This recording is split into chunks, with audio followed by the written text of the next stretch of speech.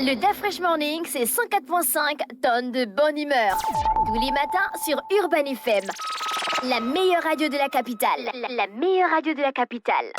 Et 104.5 Urban FM, la station urbaine, on parle de sport avec Elvis. Elvis, bonjour. Bonjour DaFresh, comme je l'ai souligné tantôt au début de semaine, on devait rentrer. Tu ne dis pas bonjour à René Ruth. Bonjour René Ruth, bonjour Mosley, bonjour Fallon.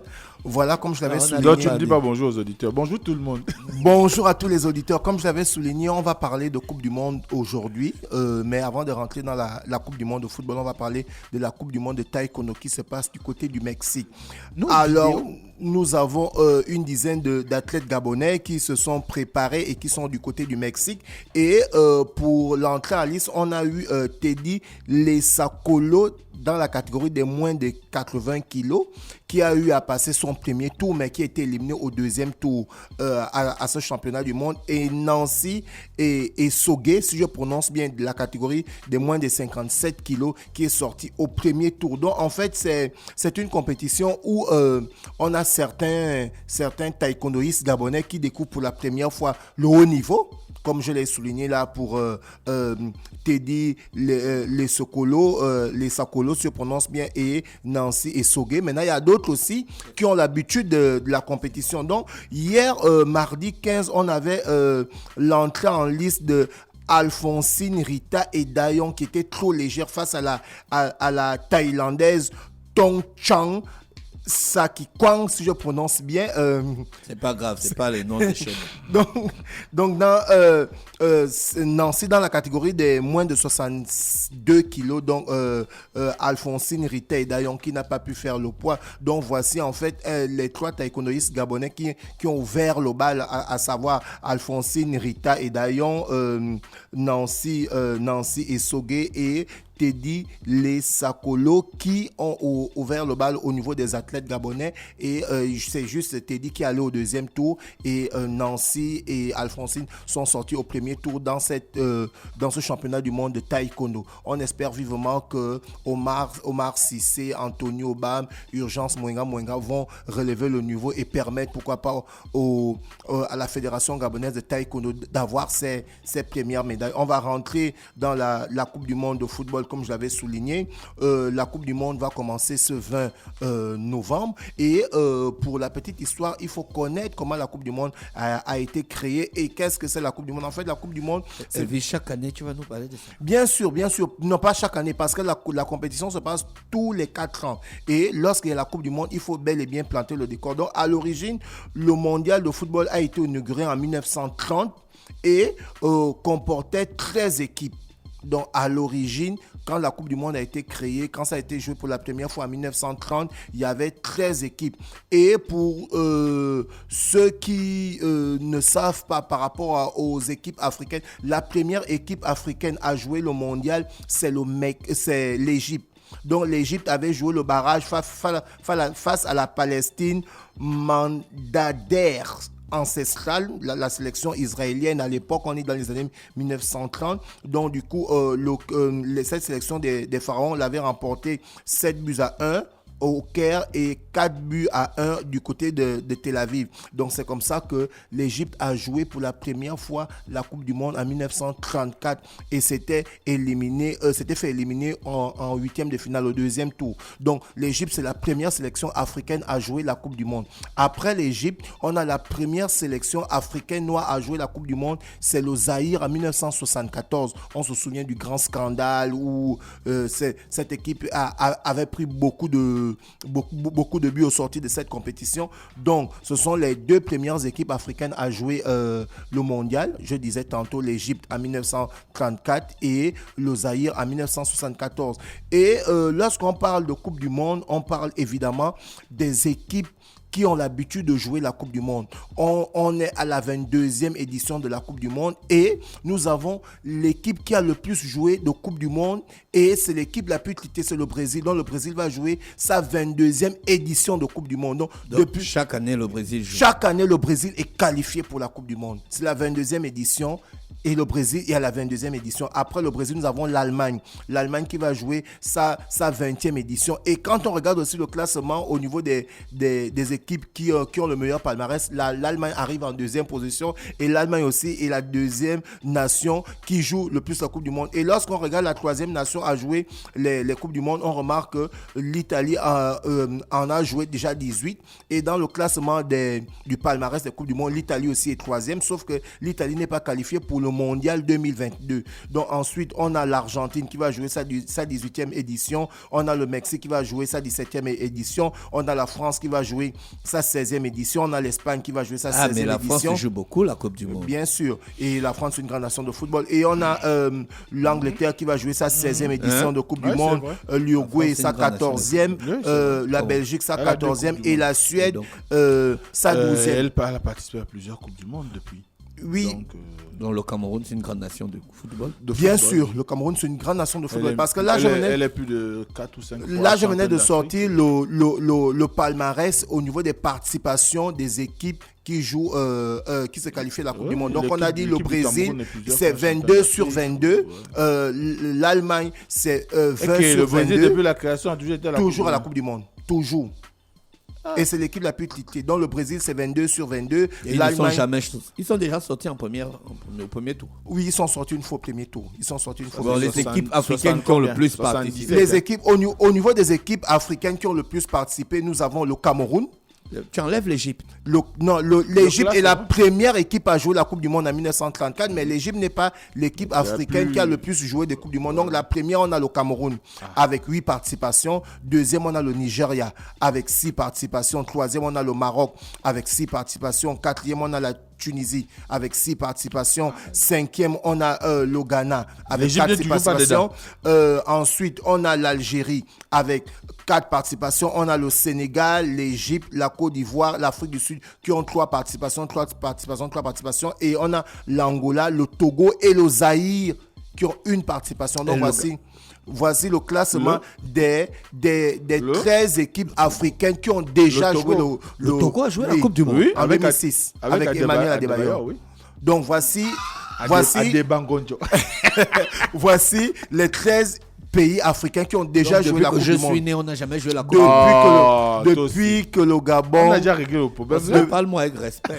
Je suis un Gabonais. Dans le Gabon, on n'a pas encore joué de Coupe du Monde. Donc, on a juste 13 pays sur 55 États ici en Afrique. Donc, on a fait tout le but sur l'affaire de Kanga Gelo, là, juste pour embrouiller les gens. On a juste 13 nations africaines qui ont déjà joué la Coupe du Monde, à savoir le Cameroun, le Nigeria, le Maroc, la Tunisie, le Ghana, l'Algérie, le Sénégal, l'Égypte, la Côte d'Ivoire, l'Afrique du Sud, l'Angola, le Togo et le Zaïre, qu'on appelle aujourd'hui la RDC. Ce sont ces 13 nations-là qui ont déjà joué la Coupe du Monde. Et l'équipe qui a le plus joué de Coupe du Monde, sur 54, c'est le Cameroun qui est en tête avec 8 participations. Donc, 2022, c'est la 8e participation.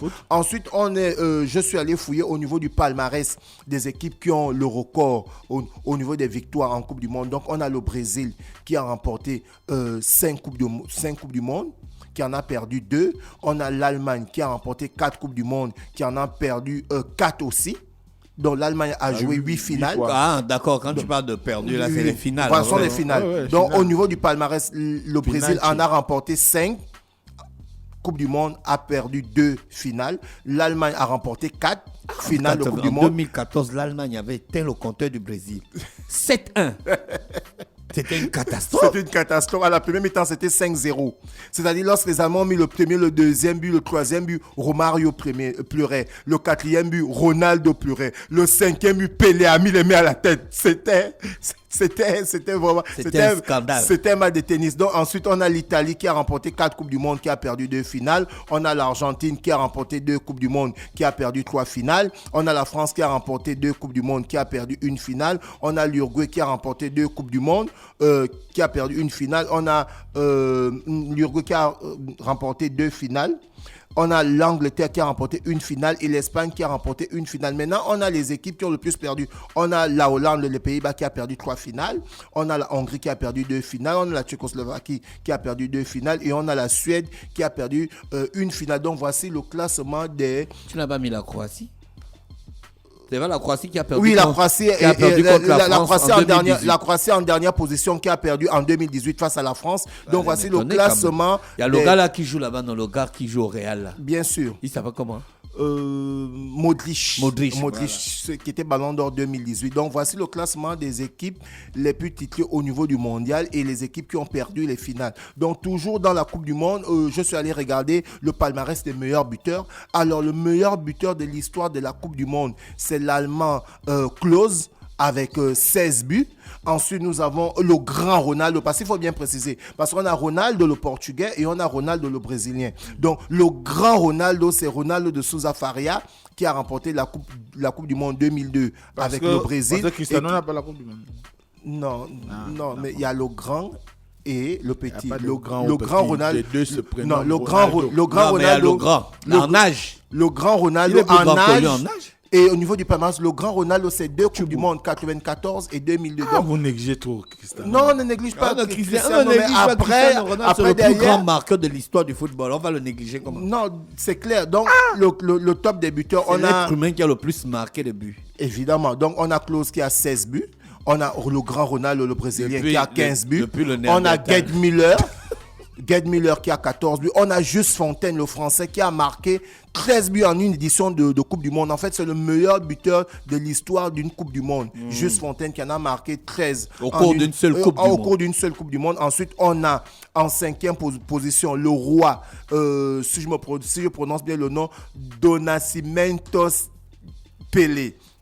Parce qu'en fait, Arantes. Arantes, le Il y nom a il est Arantes tellement. dedans. C'est Donascimentos Arantes Pelé qui est en 5e position avec 12 buts. Ensuite, on a Koksix, le Hongrois, qui a 11 buts. On a Jürgen Klinsmann avec 11 buts. On a Ryan RFA avec 10 buts. On a Thomas Müller avec 10 buts. On a Gary Lineker, je pense que d'après tu l'as connu. Lineker, l'Allemand, qui avait déchiré Est-ce le que là, mondial il était anglais? 2010. Lineker, oui, avec l'Angleterre avec 10 buts. On a Lato, le seul Polonais, joueur sans avec 10 carton. buts. Le seul joueur On qui a a joué sans carton. Gabriel Sans avoir un Batistuta avec la. Vous voyez dans le classement des buteurs, là, Gabriel Batistuta est en tête devant Messi parce qu'il est là, il est au classement des meilleurs buteurs. on Gabriel parle des Batistuta gens, toi, tu parles avec de 10 Messi. buts. On a David Villa, Espagne, avec 9 buts. On a Christian Vieri, l'Italie, avec 9 buts. On a Vava, à l'époque de Pelé, si je ne me trompe pas, le Brésilien avec 9 buts. On a Karl-Heinz Rummenigge avec 9 buts. Et on a évidemment Paolo Rossi, que le grand Jean-Paul a parlé là, avec 9 buts. Donc voici le classement des meilleurs buteurs de l'histoire de la Coupe du Monde. Alors pour cette Coupe du Monde 2022 qui se joue du côté du Qatar, on a plusieurs polémiques. On a déjà Sepp Blatter, l'ancien président de la FIFA, qui était parmi ceux qui avaient octroyé le Qatar à l'organisation de la Coupe du Monde. Il a eu à faire la déclaration où il disait que le Qatar, en principe, ne méritait pas d'organiser la Coupe du Monde. Lui, il parle encore. Donc, hein. C'est lui qui doit aller en prison. donc finalement, il a favorisé l'élection du Qatar. Et après, derrière, il revient dire c'est- que l'équipe, le Qatar ne mérite pas. Après, derrière, on a le capitaine. Un comportement purement suisse. Hein, René Rutu dit Peut-être quoi? qu'il ne voit plus ses intérêts. Il doit aller en prison. Mais est-ce qu'il doit avoir des intérêts Suisse, non? derrière? Il doit avoir les intérêts, quoi. Derrière, lorsqu'on Il a- attribue un pays l'organisation de la Coupe du Monde, c'est que on a fait le tour des infrastructures. C'est que les infrastructures sont opérationnelles. Au niveau des hôtels, ça va. Et on va dire quoi? C'est plusieurs éléments que l'on regarde pour attribuer la Coupe du Monde. Donc, je pense que s'ils ont eu à attribuer le Qatar la Coupe du Monde, c'est qu'ils ont constaté bel et bien que ce pays devait être prêt à l'ouverture. Non, c'était pas seulement ça. Il y avait un certain nombre enfin, il y avait l'avantage que le Qatar était un terrain vierge. Et il faut savoir que le Qatar a fait une grande campagne diplomatique, sportive, pour pouvoir arriver à avoir l'organisation de cette Coupe du Ils avaient même Monde. Zidane comme ambassadeur. Mais la grande chose, c'est qu'ils ont quand même eu à se mouiller. Il y a eu beaucoup de corruption là-dedans. Deuxième scandale. Donc, le deuxième scandale, c'est le capitaine de l'équipe de France, Hugo Lloris, qui a déclaré qu'il ne portera pas le brassard de la communauté LGBT au Qatar. Mais le Qatar ne veut pas qu'on porte ça là-bas. Ouais, oui. Et Mais alors, pourquoi dans son pourquoi il voulait d'abord porter ça? Non. Il a sûrement eu cette proposition-là. Et dans cette proposition-là, pourquoi les gars font en sorte que... Pourquoi les gars font des propositions, même déjà sur le port de ce brassard, alors que les Qataris ont donné instructions claires. Et Hugo Lloris... Est-ce que c'est l'objectif du football? Et Hugo Lloris, en fait. Hugo Lloris l'a souligné dans son interview. Il disait que lorsque des étrangers arrivent en France, ils respectent nos lois. Donc derrière aussi, lorsque on va dans d'autres pays et qu'il y a des lois établies, il faudrait que il puisse avoir ce respect. Donc du coup, il a souligné que lui, en tant que capitaine de l'équipe de France, et aujourd'hui il va rentrer dans le record parce que le joueur français qui a le plus joué de Coupe du Monde, c'est Thierry Henry, et Hugo Lloris va jouer son 4e mondial en tant que capitaine de l'équipe de France. Il a dit qu'il ne portera pas le brassard de la communauté LGBT, dont le message est rentré. Ensuite, lorsque je suis allé fouiller cette information-là, il y a un gars qui a publié que on va maintenant voir si vous allez amener le nom d'Hugo Lloris dans tous les médias, comme vous avez eu affaire à Idrissa Gana Gueye qui avait refusé de porter le maillot. Mais ça fait le tour des médias. Moi aussi, j'ai vu ça. Ça a fait le tour des médias. Donc, du coup, c'est... Mais comme dit Mosley, est-ce qu'on part à la c'était Coupe le du tweet Monde pour régler des questions pour aller faire la LGBT, promotion des LGBT? On part pas à la Coupe du Monde pour ça. On part à la Coupe du Monde pour Normalement, jouer au la foot. Coupe du Monde, c'est pour jouer au foot. Mais après, derrière, il y a plusieurs lobbies. Il y a des sponsors qui profitent. Ils ont sponsorisé pour le Qatar. C'est pas le Qatar lui-même qui a assumé son pognon. Ils ont investi. C'est terrible, quoi.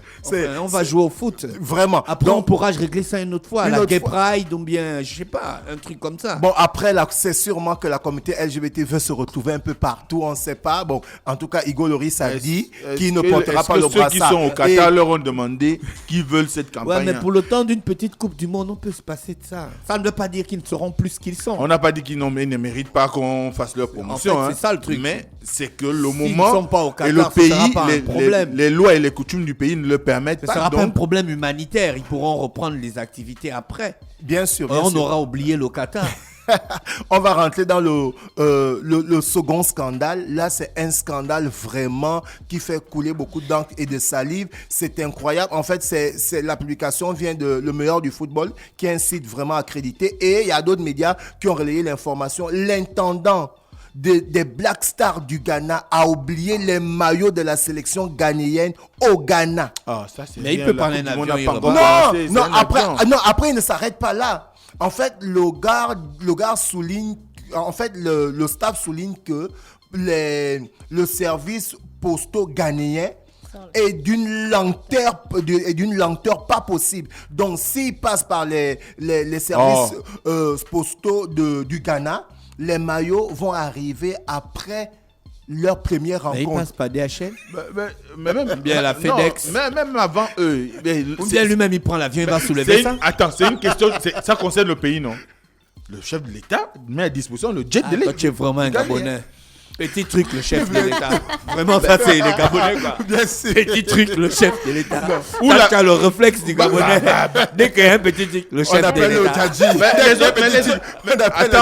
Attends, les autres pays envoient souvent les jets pour aller récupérer leurs otages. Est-ce que c'est et le pour ça, jet, le jet des présidents? Quand c'est écrit Donc République toi, X. Quand c'est écrit République X, c'est l'avion de c'est qui? l'avion de la République. Voilà. Voilà. Donc toi, petit truc, le chef de l'État. Mais pour que l'équipe ne soit pas en Tu retard. as vu le réflexe du Gabonais. Le Gabonais, dès qu'il y a un petit truc, quoi, le chef le Djadji. Mais Donc, parce que les étages en bas, ça n'arrive pas à nous Oui, satisfaire. Elvis, pour terminer. On espère vivement On que a encore. les services postaux du Ghana ne seront plus lents cette fois-ci, parce que s'ils n'envoient pas les maillots à temps, eh ben, le Ghana aura vraiment une grande difficulté à débuter son premier match. Mais c'est encore loin, non, le 24 novembre? Oui, c'est encore loin. Maintenant, là, pas aussi loin que ça, on va Raymond. terminer avec... C'est 8 jours, là. On va terminer avec ce coup de buzz. C'est Non, la première c'est 8 fois que les 5 pays africains qui sont qualifiés pour la Coupe du Monde ont des coachs qui non seulement reviennent Ça fait à peu d'Afrique, près 12 jours, mais ouais, 12 qui jours, c'est encore là. appartiennent aussi à leur pays. Donc, 12 jours. on a 5 pays qui sont qualifiés pour la Coupe du Monde. 5 pays africains. 5 pays africains qui sont qualifiés pour la Coupe du Monde. Le Cameroun, le Sénégal, le Maroc, le Ghana et la Tunisie. Et la particularité, c'est que ces coachs-là reviennent aussi de leur pays. Donc, on a Rigobert Song. Donc, ils ont des coachs nationaux. Bien sûr, on a Rigobert Song qui est camerounais, qui entraîne le Cameroun. On a Aliou Cissé qui est sénégalais, qui entraîne le Sénégal. On a Walid Regragui qui est marocain, qui entraîne le Ghana. On a Otto Addo qui est ghanéen, qui entraîne le Ghana. Et on a Jaël Kadri qui entraîne la Tunisie. Donc voici, en fait, c'est ça la particularité. Le Ghana a un coach marocain. Non, le Ghana a un coach ghanéen, le Maroc a un coach marocain, le Sénégal a un coach sénégalais, le Cameroun a un coach camerounais et la Tunisie a un coach tunisien. Donc voilà la particularité. Est-ce qu'aujourd'hui, cet exemple n'est pas à suivre en fait? Attendons de voir les résultats. Merci Elvis qui est avec nous ce matin. Tu es venu faire le débat qui n'ont plus pour créer les polémiques. Retour de la musique juste après la pub. Des trucs de prévu pour la fin d'année? Le Da Fresh Morning, c'est 104.5 tonnes de bonne humeur. Tous les matins sur Urban FM. La meilleure radio de la capitale. La meilleure radio de la capitale.